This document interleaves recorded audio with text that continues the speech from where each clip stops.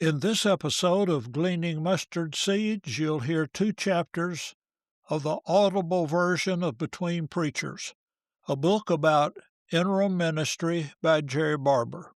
Between Preachers is available in paperback, hardcover, Kindle, and audio. Links to purchase this book will be included in the show notes.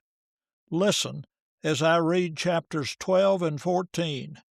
Interim Ministry Working Agreement, and I don't think we need to write it down. Welcome to Gleaning Mustard Seeds with Jerrie Barber. Mr. Barber is a preacher, a ventriloquist, a barefoot runner, and writes 2 blogs. When Jerrie communicates, he encourages people, try not to learn very much. Find a mustard seed. In the next few minutes, try not to learn very much. Look for something you can do to move a mountain, remove a stumbling block, or provide a stepping stone for yourself or someone else. And now, here's Jerrie with this week's mustard seed.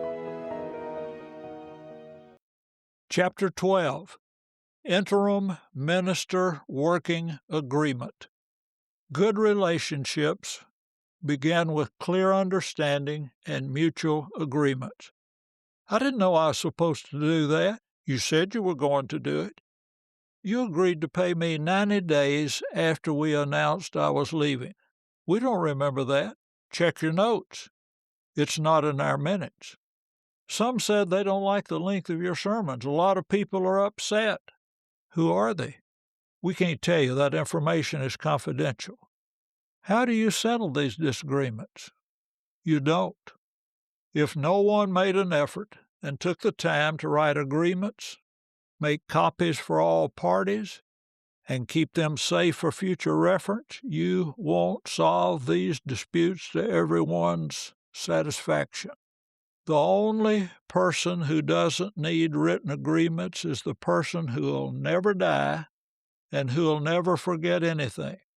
If he isn't writing his agreements, he needs to be dealing with people who'll never die and who will never forget anything. It took me 10 years and much pain to learn to make agreements of expectations and record those in a working agreement.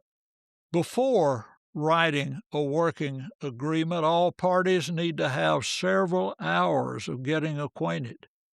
I want to hear why the church wants an interim preacher. What are their expectations? What is their understanding of what I'll do and how long I'll be there? What is the difference in an interim minister and a fill-in preacher? What is our understanding of transition? Who will be involved in it?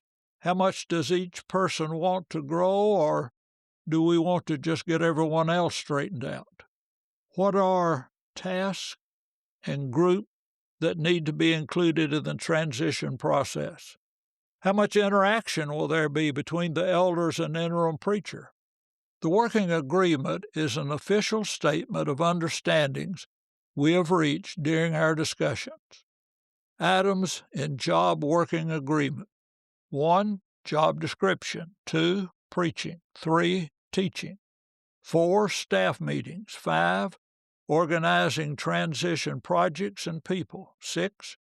Relationship with elders and staff. 7. Meetings. 8. Communication. 9. Evaluation. 10. Criticism guidelines. 11. Contract. 12. Salary, other benefits. 13. Moving. 14. Time away from the congregation. 15. Study at home and building. 16. Length of work together. 17. 90-day notice of termination. 18. Be clear that you will not consider or be considered as the next full-time preacher. 2. Critical agreements. Any criticism of Jerrie Barber will be directed to Jerrie Barber, and it will be welcomed. Jerrie Barber does not accept anonymous criticism. A principle I'll emphasize is delivering mail to the correct person. Matthew 18:15-17 applies to preachers as well as other Christians. I don't respond to "a lot of people are upset," Well, some people said, I look forward to visiting with each person individually. I appreciate criticism. It helps me grow. I don't accept secondhand criticism. It is understood that under no circumstances will Jerrie W. Barber consider or be considered as the next full-time preacher for this congregation. This is one thing distinguishing interim ministry from fill-in preaching. I'm not here to see if we like each other and to determine if I want to be the next preacher here. I'm not here to take Brother Last Preacher's place. I'm here to help the church make a good transition and to make it easier on the next preacher. See a copy of Sample Contract in the appendix. Chapter 14. I don't think we need to write it. Objections to written working agreements. We don't need to write anything down. We'll just trust each other like Christians, and I promise you we'll take care of you and work out any problems that come up along the way. And that's the beginning of disappointing agreements between leaders and their new preacher. But what could go wrong? We're all sincere, honest, and faithful brethren. Let me suggest a few things I've learned from the University of Hard Knocks, whose colors are black and blue, and the school yell is, ouch! Some possible agreements. 1. What do you expect of me? 2. What are my responsibilities? 3. How will I know if I'm doing well, mediocre, or if I'm in danger of being terminated? 4. Will I know that in advance of termination, or will I be informed on the way out? 5. What spiritual support will I receive? 6. How often and when will I meet with the shepherds? 7. As your preacher, how many weeks do I get for vacation? 8. Will these be with or without pay? 9. How many weeks do I have for workshops and gospel meetings? 10. Who arranges for speakers when I'm gone and who pays them?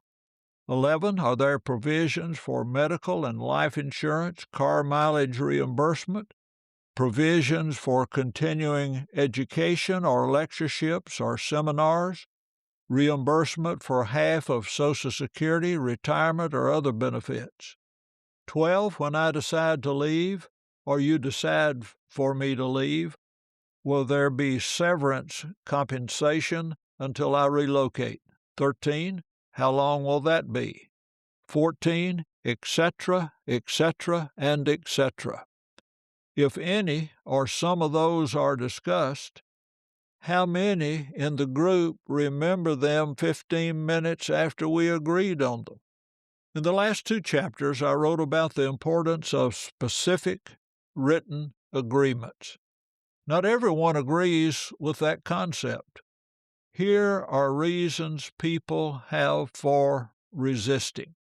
Objections to written agreements. If we don't trust each other any more than that, we have no business working together. It isn't a matter of trust. It's a result of imperfect memory. When you fail to record agreements a week or 5 years later, 2 or more people may have different memories of the facts. After that, each will regard each other with suspicion and distrust. Each is sure he remembered correctly. A way to eliminate that is to write it, sign it, distribute it to all parties, scan it, save it on your computer, back it up to external hard drives. I use 3 in rotation.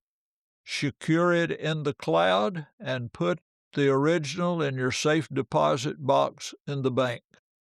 Since I've done that, I've never had a disagreement on details of my agreement that wasn't solved by reading the document. In my daddy's day, people just shook hands and did what they said they were going to do. If that worked out for your daddy, I'm pleased. My experience is I forget.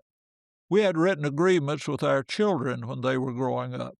Every time I remember having a disagreement, I was wrong.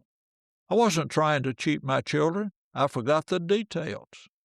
When we checked the document, I had no trouble doing what I promised to do. I don't think it's spiritual for brethren to have to write every detail. It seems like Christians should be able to just agree and do what they said they'd do. God didn't think it was unspiritual to write agreements. In his two big agreements, the Old Testament and the New Testament, he chose to have details and stories recorded in writing. Some of the big agreements he wrote in stone twice. When the first copy was deleted by breakage, he had another copy made and placed in a safe deposit box, the Ark of the Covenant. My conclusion: the only people who don't need to write their agreements are those who'll never forget and who'll never die. And they need to work only with people who'll never forget and never die. Otherwise, misunderstandings, hurt feelings, and damaged relationship are likely. Thank you for listening to Gleaning Mustard Seeds with Jerrie Barber. If you found a mustard seed, send a text or email with the link to a friend. This podcast was brought to you by Jerrie's book, Between Preachers, You Can Grow Through Interim Ministry. Dale Jenkins wrote in the introduction, "While Jerrie has written the only book I know by a member of the Church of Christ on interim ministry, the excellent principles in this book could be used as a book on healthy moving or healthy leader-minister relations, or a book for every Christian on healthy living. I'd encourage you to get one for every elder you know." You can order your book from Amazon. There will be a link in the show notes. Thank you for listening. Jerrie looks forward to next week as we continue to collect and plant mustard seeds.